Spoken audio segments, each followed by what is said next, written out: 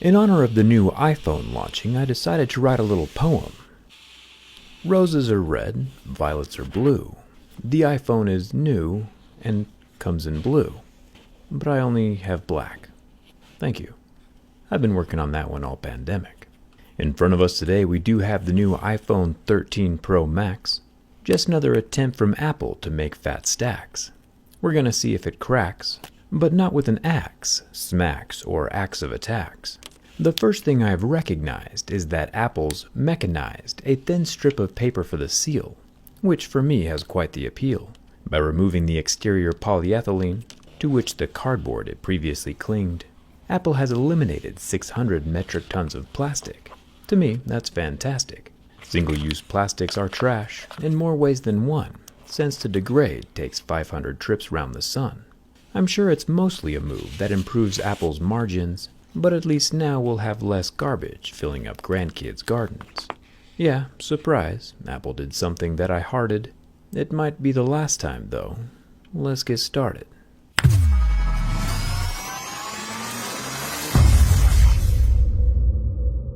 Another thing, besides the packaging including less plastic, is that there's still no charging brick in the box. Apple says this is to reduce waste, which is totally valid, but I also think that Apple realized they couldn't make a better charger than Anker, so they just quit. The Anker Nano Pro is 45% smaller, looks better, and charges faster. With 20 watts, it gets an iPhone to 50% charged in just 25 minutes. That's why Anker is the official charging partner of Jerry Rig Everything. Inside this little brick are temperature sensors and a powerful turner chip that can adjust the current in real time for optimal charging. Anker's Power IQ 3.0 charging does work with other USB-C smartphones as well, so I'll leave a link down in the description if you need one for your own device. If you're thinking to yourself that, wow, this iPhone 13 looks just like the iPhone 12 and the 11, you're definitely not wrong. Apple probably noticed that people weren't upgrading when there was only an S next to the number, so they've changed to counting up with a whole number each year, even if the minor improvements are only letter S worthy. Can't blame them though, they are a business after all. And they've tapped into the human psyche better than any other business on the planet.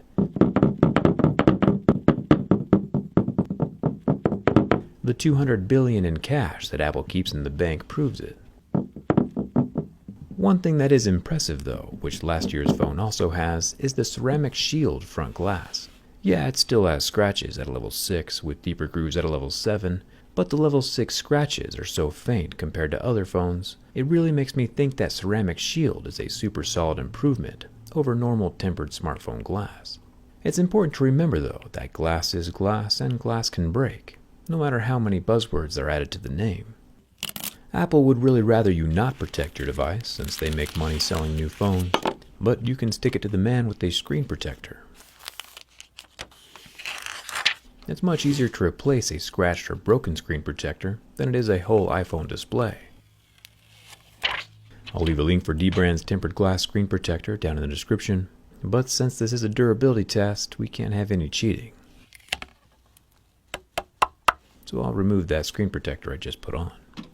One subtle design change that most people probably wouldn't notice is that Apple has moved the earpiece up a little bit and stuck it to the frame of the phone instead of attached to the underside of the glass.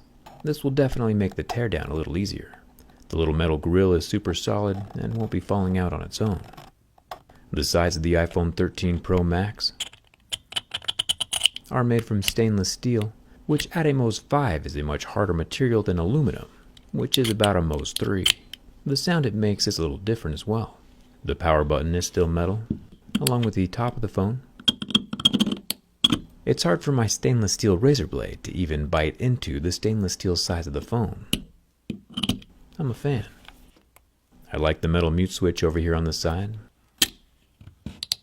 as well as the metal volume buttons and metal SIM card tray. One thing that Apple doesn't tell you though is how water resistant their phone really is. They say it's IP68, yeah, but not all IP68 rated phones are created equal.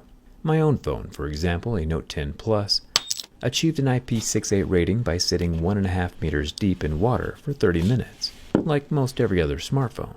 Apple, however, leveled up by putting their phone 6 meters deep for that same 30 minutes, 4 times the depth that smartphones regularly get tested at. Next level and pretty impressive.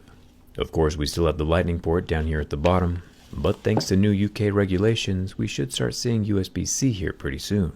The UK has now standardized cell phone ports across the board. I do like the textured back glass. And finally, the camera. Another thing that Apple has incrementally updated this year. I still think they should have just called this the iPhone 12s.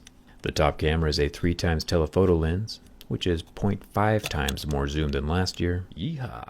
There is the 12 megapixel ultra-wide camera in the middle, and a 12 megapixel normal camera at the bottom. It does have a LiDAR scanner, which is pretty cool. One thing that's not cool, however, is that Apple is still bragging that they have sapphire crystal covering on their camera lenses.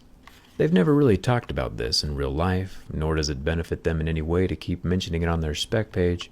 1, because it barely registers as sapphire, and 2, it's not pure as we've seen in my other video. And even more importantly, it has none of the protective properties that do come with pure sapphire.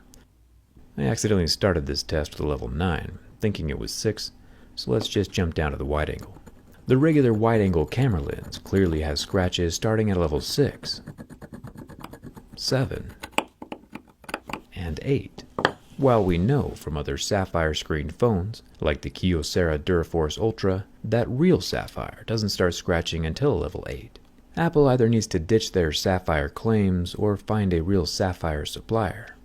Another thing that Apple doesn't mention very often, or probably should mention a little bit more, is that every Apple Store data center and operations facility are all carbon neutral.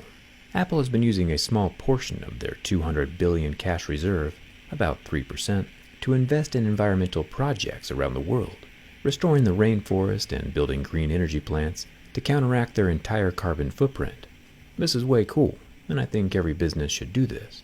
And I don't want to sound indignant, but imagine what Apple could do with 4%, or even 10%.